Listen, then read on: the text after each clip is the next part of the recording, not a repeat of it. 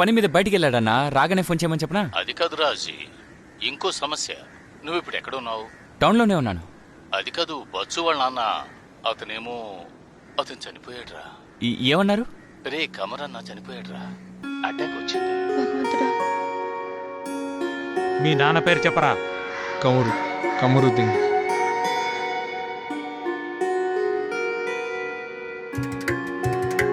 ఇన్షాల్లా.